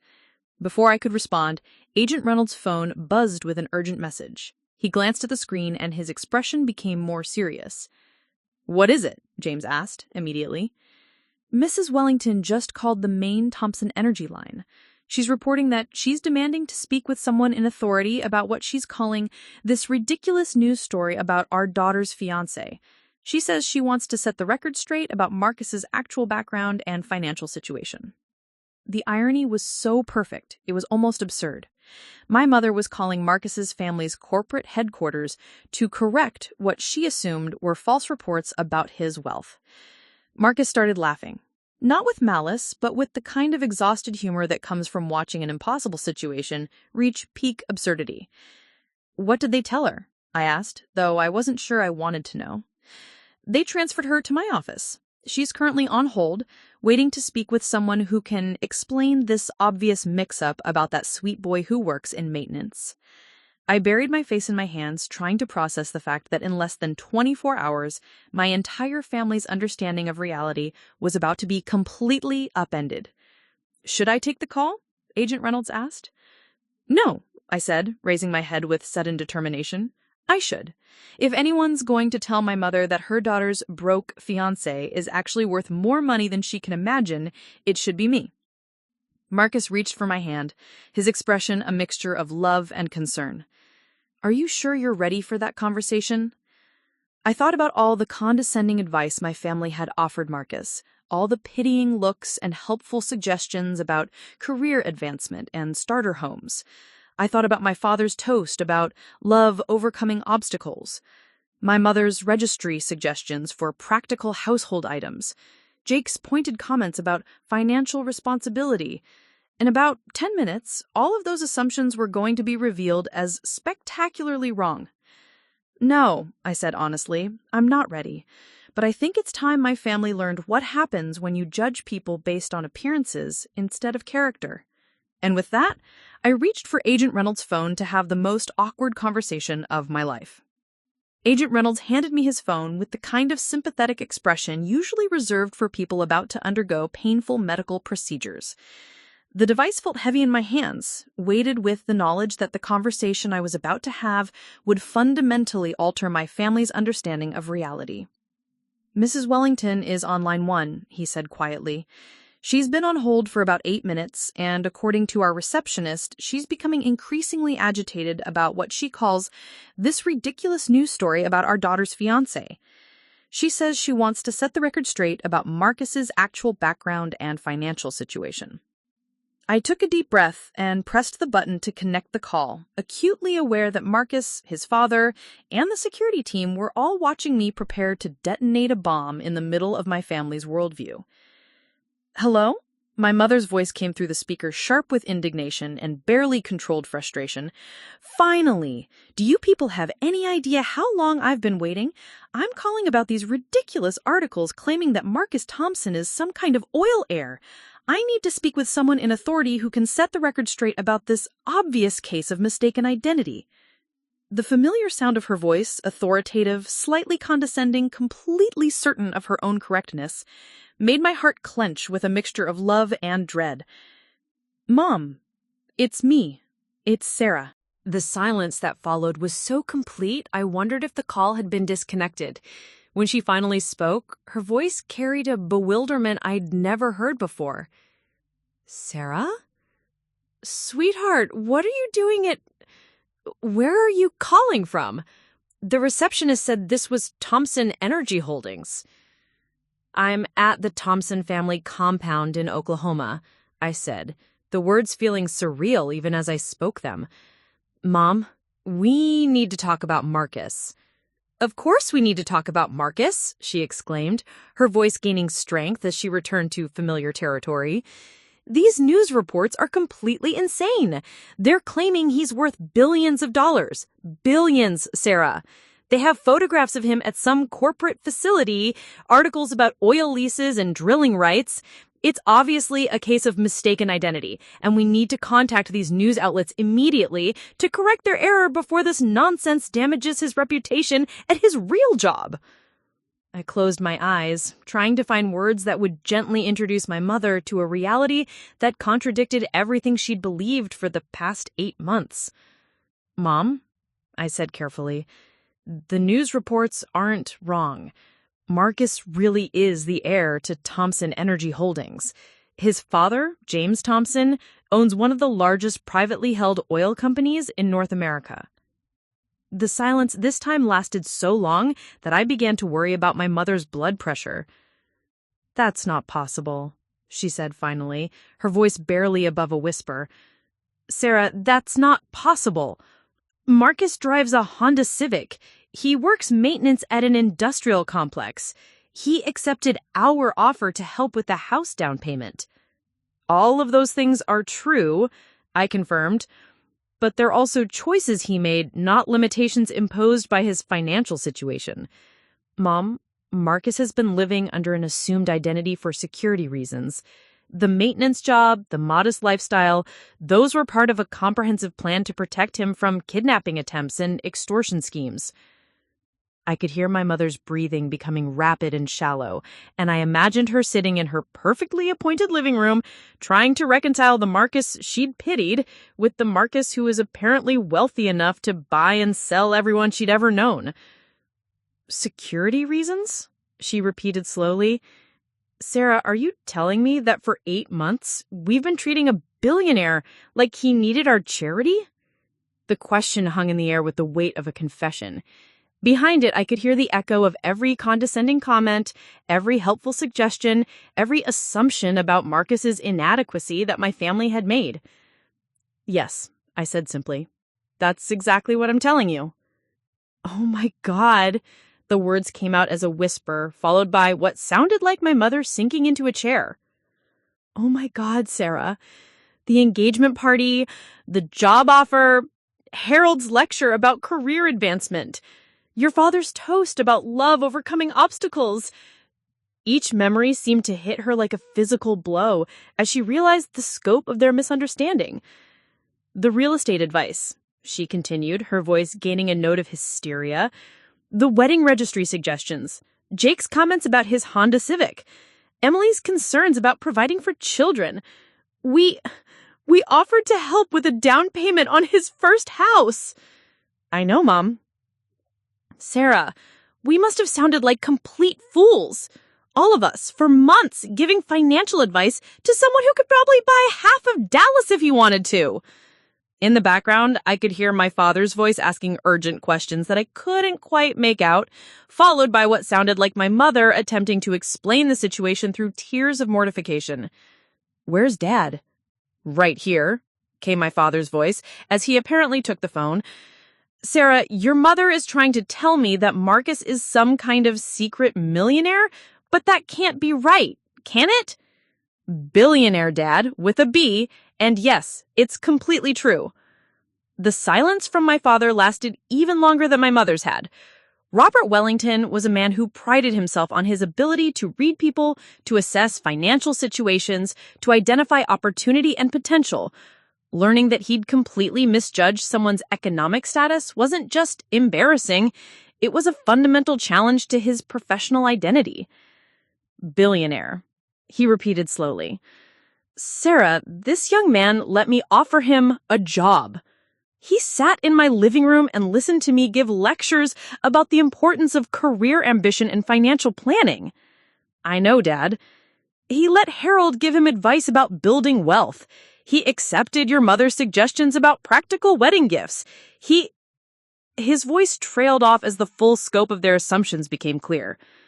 "He was gracious about all of it," I said gently. "He never made any of you feel foolish or presumptuous. He treated your advice with respect, even though he didn't need it." "Because he has better manners than we do," my father said quietly, and I could hear the shame in his voice. "Sarah, we were awful to him. Not intentionally, but we were condescending and presumptuous, and God, we must have seemed like such snobs." In the background, I could hear what sounded like Jake arriving and immediately being brought up to speed by my mother's increasingly frantic explanations. His voice, when it came through the phone, carried the tone of someone who just learned that gravity worked backwards. "Sarah, this is Jake. Mom's telling me some insane story about Marcus being an oil heir. Please tell me this is some kind of elaborate joke." "It's not a joke, Jake." "But he drives a 15-year-old car. He works in maintenance at an industrial complex. I gave him advice about networking and career development." "I know, you did." "Jesus Christ, Sarah. I told him he should consider the military for job training opportunities. I suggested he look into night school for business courses. His voice cracked slightly. "I treated him like he was some kind of charity case." We all did. Emily's voice came through as she apparently joined the family conference call. "Sarah, I had conversations with my friends about your poor romantic choices. I told people you were sacrificing financial security for love. I was worried about your future children's college funds." The pain in my family's voices was genuine, and despite everything they'd put Marcus and me through, I found myself feeling sorry for them. They were good people who'd made terrible assumptions based on class prejudices they probably hadn't even realized they possessed. "What do we do now?" my mother asked, her voice small and uncertain. "How do we apologize for months of treating someone's son like he needed our help?" "You start by understanding that Marcus never judged any of you for your assumptions," I said. "He knew that your behavior came from a place of caring about me, even if it was misguided." "But Sarah," Jake interjected, "the implications of this, if Marcus is really worth that much money, what does that mean for you, for your relationship, for our family?" It was a fair question, and one I'd been grappling with since learning the truth about Marcus's identity. "It means," I said slowly, "that I need to decide whether I can build a life with someone who felt he had to hide such a fundamental part of himself from me for our entire relationship." "And?" Emily asked softly. I looked across the room at Marcus, who was watching me with an expression of love mixed with terror. He'd been patient while I processed the revelation, respectful of my need for space and time, honest about his motivations and fears. But underneath it all, I could see that he was terrified I would decide that his deception was unforgivable. "And," I said, making the decision as I spoke, "I think I understand why he did it. I think I understand that growing up with that kind of wealth creates pressures and dangers that most people can't imagine. I think I understand that he was trying to protect both of us by maintaining his cover identity." Marcus's face transformed with relief and hope, but I held up a hand to indicate I wasn't finished. But I also think that if we're going to build a life together, it has to be built on complete honesty from now on. No more security protocols that involve lying to me. No more tests to see if I'm worthy of trust. No more protecting me from information because he thinks I can't handle it. That sounds fair, my father said carefully. But Sarah, what about the practical implications? The media attention, the security concerns, the social obligations that come with that level of wealth. We'll figure it out as we go, I said, surprising myself with how certain I sounded. Together, honestly. And what about us? My mother asked, her voice still thick with embarrassment. How do we face Marcus after treating him so poorly? You apologize, I said simply. You acknowledge that you made assumptions based on appearances instead of character. You treat him with the respect you should have shown him from the beginning. Will he forgive us? Emily asked. I looked across the room at Marcus, who was watching me with an expression of love mixed with terror. He'd been patient while I processed the revelation, respectful of my need for space and time, honest about his motivations and fears. But underneath it all, I could see that he was terrified I would decide that his deception was unforgivable. And, I said, making the decision as I spoke, I think I understand why he did it. I think I understand that growing up with that kind of wealth creates pressures and dangers that most people can't imagine. I think I understand that he was trying to protect both of us by maintaining his cover identity. Marcus's face transformed with relief and hope, but I held up a hand to indicate I wasn't finished. But I also think that if we're going to build a life together, it has to be built on complete honesty from now on. No more security protocols that involve lying to me. No more tests to see if I'm worthy of trust. No more protecting me from information because he thinks I can't handle it.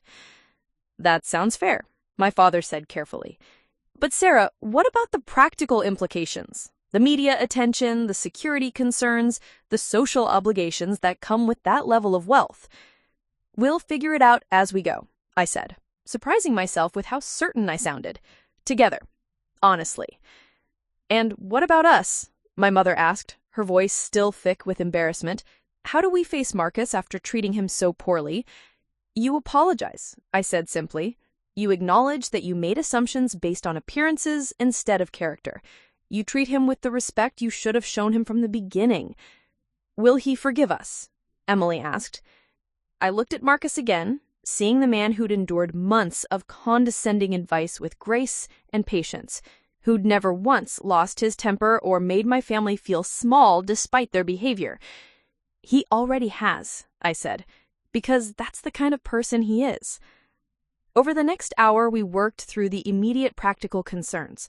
The media attention would be intense but temporary.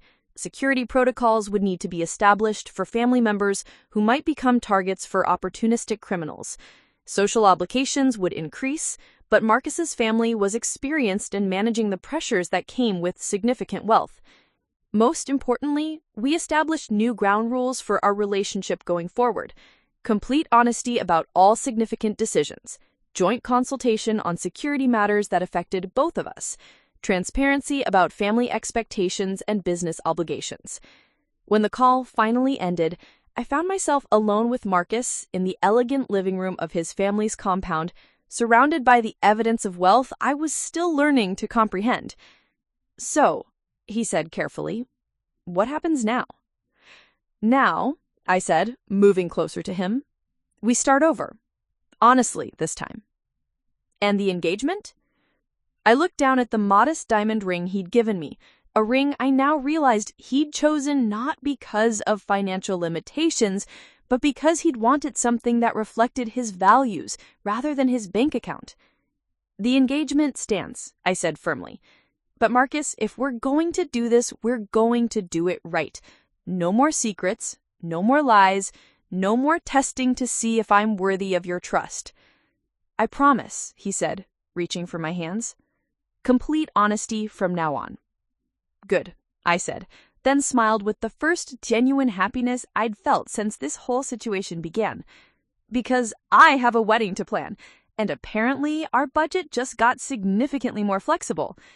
Marcus laughed, the sound carrying relief and joy and the promise of a future built on truth rather than deception. About that, I should probably mention that the Thompson family has a private island in the Caribbean that might make a nice wedding venue. Marcus Thompson, I said, shaking my head in amazement. I have a feeling I'm going to be learning surprising things about you for a very long time.